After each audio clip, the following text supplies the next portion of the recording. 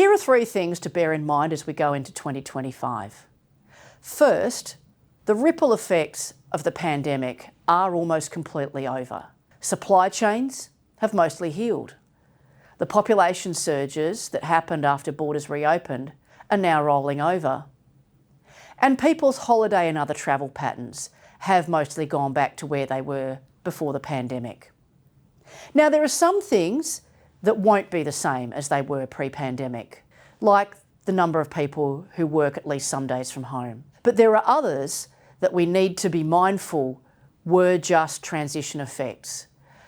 Constrained supply side is really something that was a story of the pandemic. We think that's mostly healed, and we're now going back to something more like the pre-pandemic normal for supply chains and productivity growth.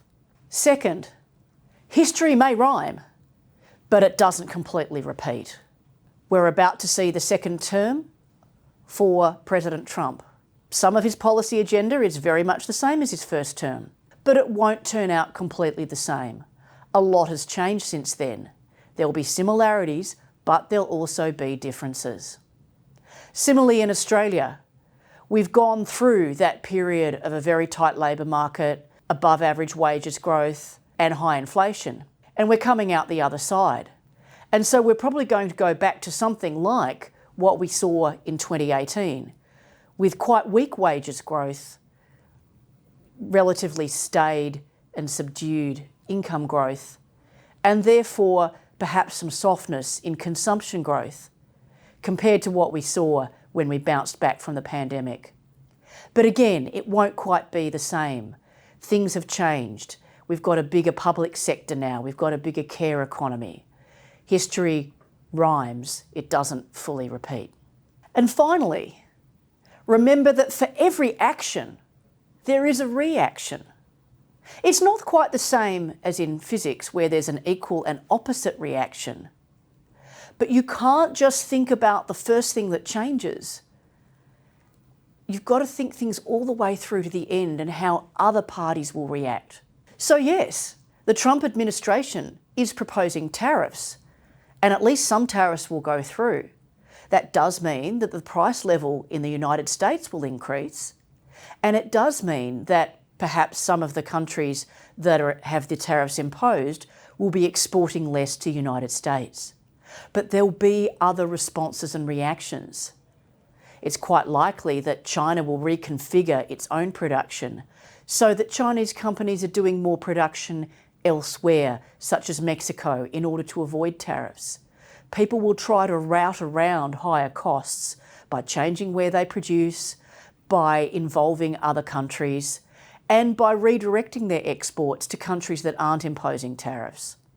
So, for example, Australia and other countries that aren't imposing tariffs might see a greater range of Chinese products, or indeed lower prices of Chinese manufactured goods, because some Chinese producers will be seeking markets other than the United States. Similarly, while we know that the public sector in Australia is expanding with a bigger care economy than we used to have, there will be other reactions. For example, every childcare worker is looking after a child who would otherwise be cared for by their parent or another family member. So there will be reactions in terms of who else is offering their labour into the market. We have to remember the social benefits and the other reactions to every policy when we think through what the implications of a particular policy might be. It's not enough just to think about the action. We have to think about the reactions. 2024 was a big year for many of us. Whatever 2025 may bring for you, I hope it's a happy and safe one. Season's greetings from all of us at Westpac Economics.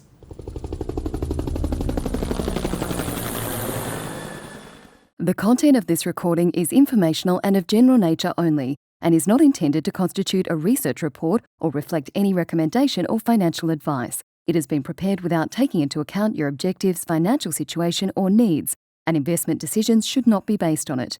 You should obtain your own independent advice before proceeding with any investment decision. Whilst every effort has been taken to ensure that the contents are correct and any opinions, forecasts, conclusions are reasonably held based on information at the date of recording, Westpac does not make any representation or warranty as to the accuracy or completeness of the statements or information contained in this recording, and any liability therefore is expressly disclaimed to the extent permitted by law. None of the material included in this recording should be copied, published or reproduced in whole or in part without the prior written permission of Westpac.